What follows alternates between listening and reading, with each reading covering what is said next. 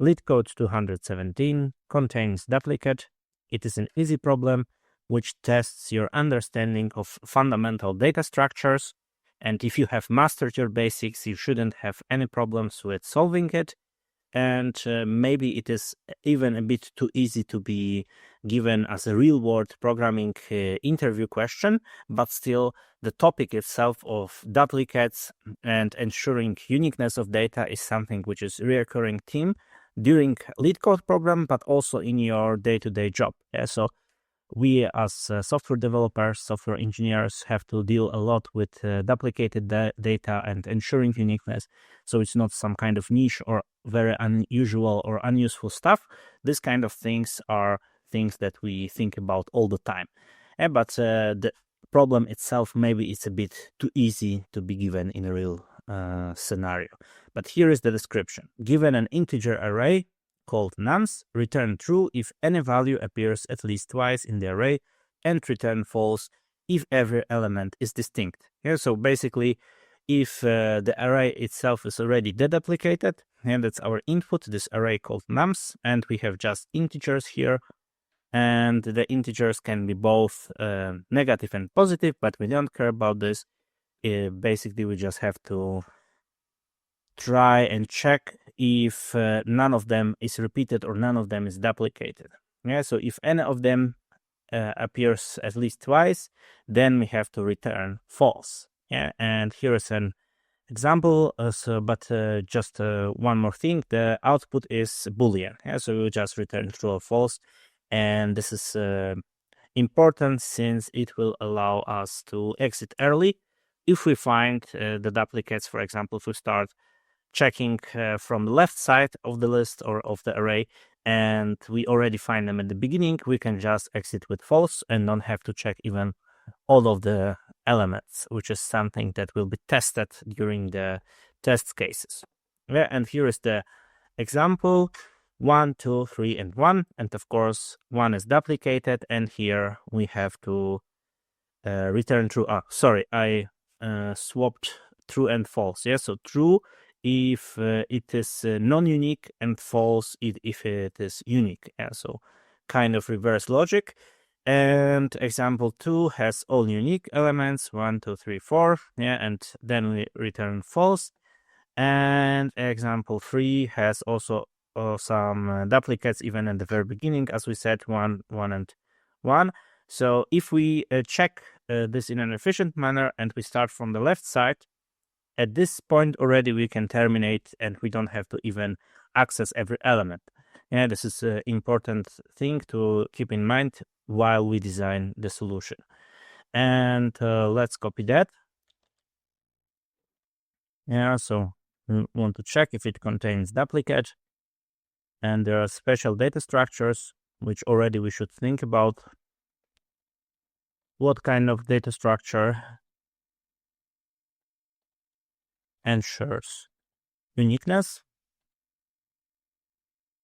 Like this? No, not like this, like this. And two basic ones are, of course, set, and the other one is dict for the keys. So on dictionary keys, I made it too big. Let me write it again. You cannot have repeated keys in the dictionary, and in the set, you just have to, each element has to be unique. So if you try to add the same element twice, and the second time you try to add it, it will not have an effect on the set. And of course, dictionary is more advanced. Dictionary consists of key value pairs. And you can use a dictionary to create a histogram of an array and count how many times each element occurs. And there is even a ready solution for that in Python. There is a dictionary-based data structure which is called counter, which will just do that. You can provide it with list as an input, and it will count how many times each element in your list appeared. What is the frequency of each element, and then you would could either use this counter, or you could build the histogram yourself and then iterate through that and check if any of them has appeared more than once. But that would mean that you have to go through whole list at least once, or you would have to iterate through each element.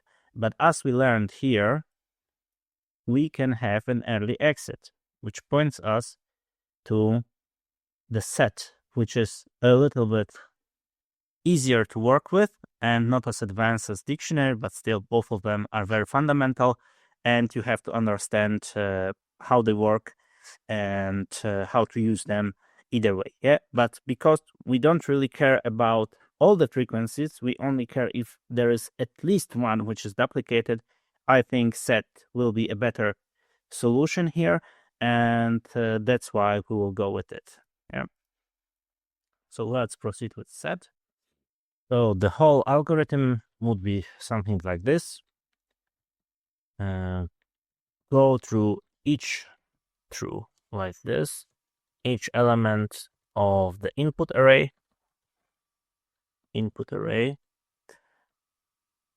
check if it is already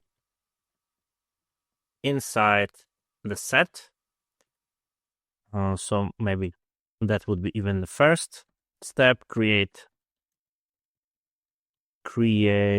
an auxiliary set like this.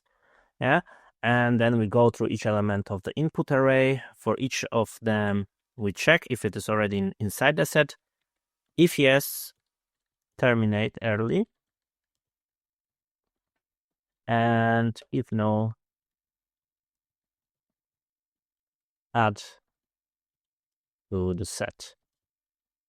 And that's it. And if we finish the loop, that means that there were no duplicates, and we can return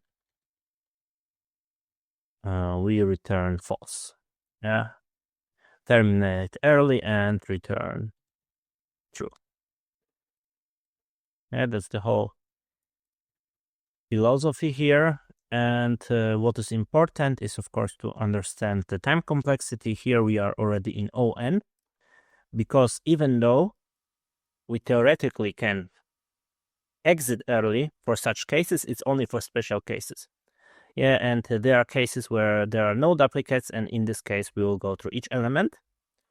The insertion to the set should be O1, and the search should be O1 as well, which is important, because if we have, instead of using a set, we would use, for example, a list, then the search there would take us n time, and then we would have n times n, and suddenly n squared time complexity, which is bad.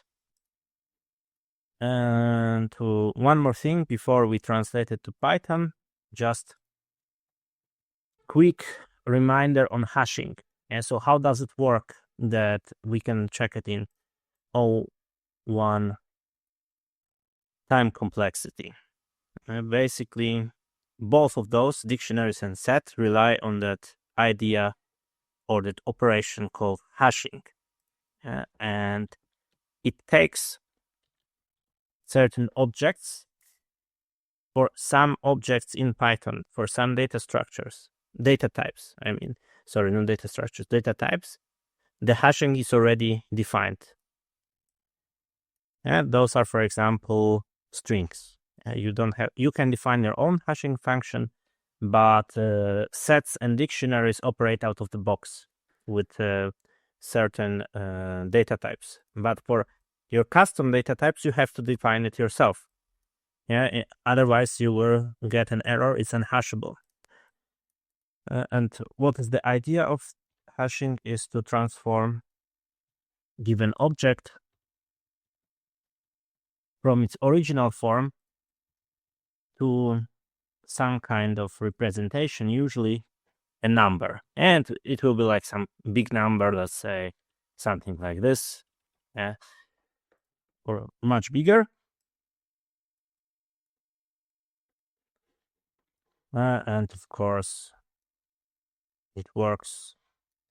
Once you define it for a given data type, you can use it on all elements of that have that type. Let's say something like this. It doesn't matter for the purpose of this discussion. We just try to understand how it works on a high level. And here you will have some very wide range of, or wide space of integers.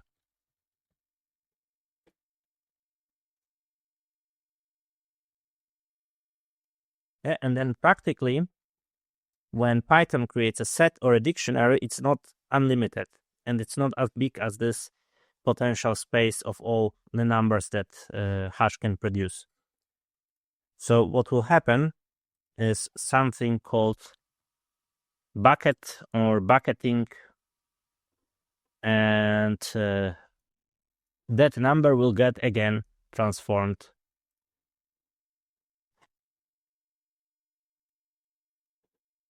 usually using modulo operation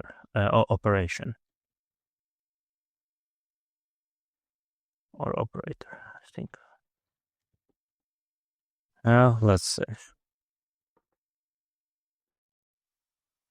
So let's say we have, once you create a set, Python will reserve some space in memory for it, certain cells in the memory, and this space will not be unlimited. And of course it can, if you ever reach the limit, it can then extend it, but this takes some memory and time.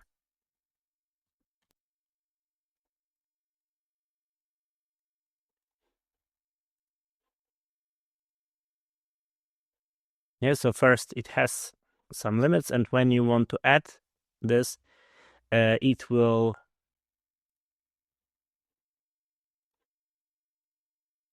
try to reduce or compress that space to map it to those n boxes. Yeah, and let's say it gives us index 2.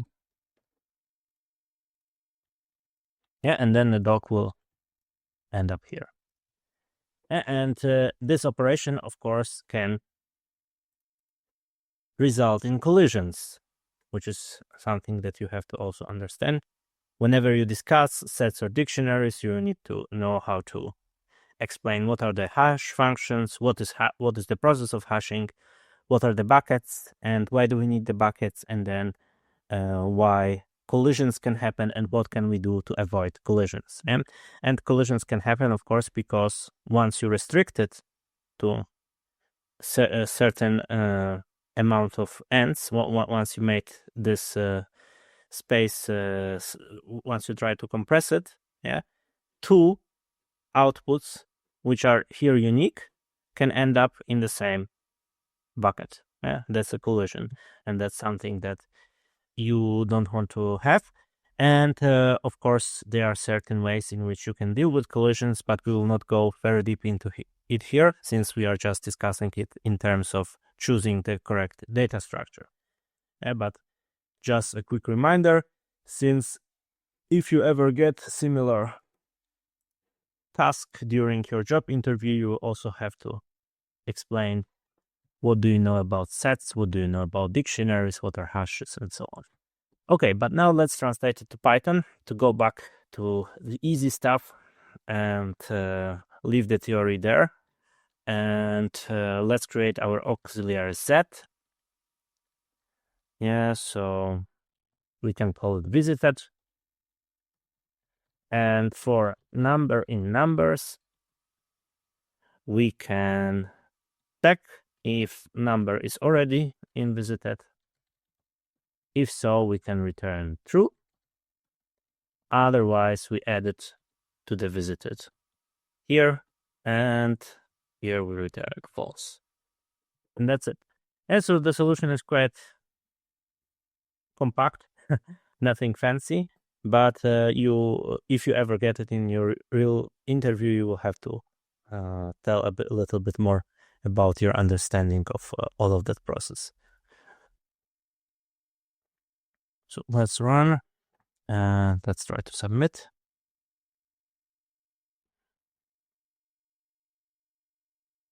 And we beat 58%, but let's try again. Yeah, and now we beat 95%.